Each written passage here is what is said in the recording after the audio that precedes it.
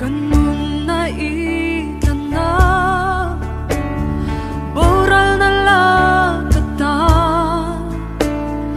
Liama ka amin kalsanlong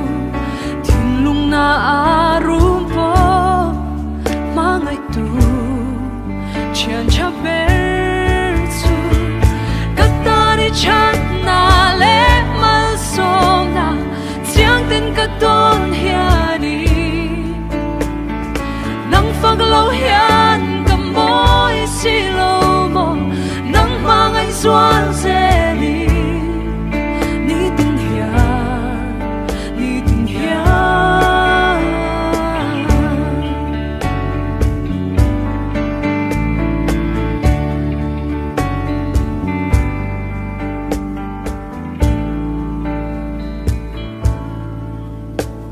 Katin lung du zong te Min pe ke chu si lo Ato thang so ka min siam rema Chu chu katan hiani Acha si Acha bersi Katani chat na le mal som na Tiang tin katon hiani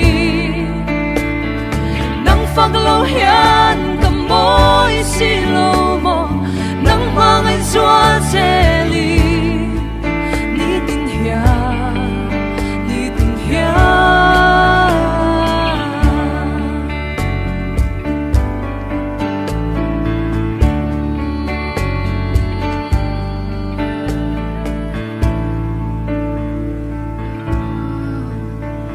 Van noai til eng kim hi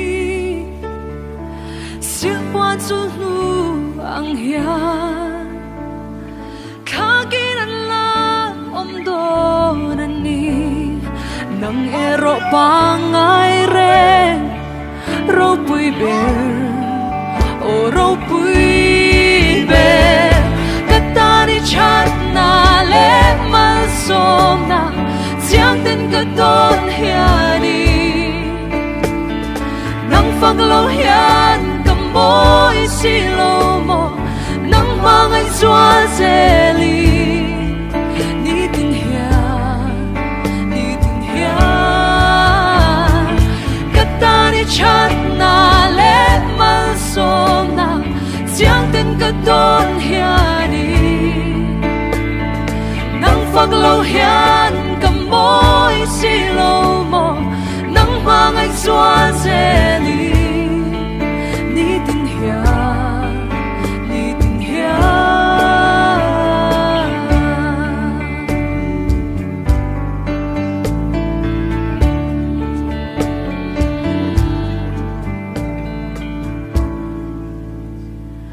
Katani chat na le mal som na Tiang tin katon hiani Nang paglaw hiyan kamoy silaw mo Nang mga iswal selin Katani chat na Katani chat na le mal som na Tiang tin katon hiani Nang paglaw hiyan kamoy silaw mo Nang mga iswal seli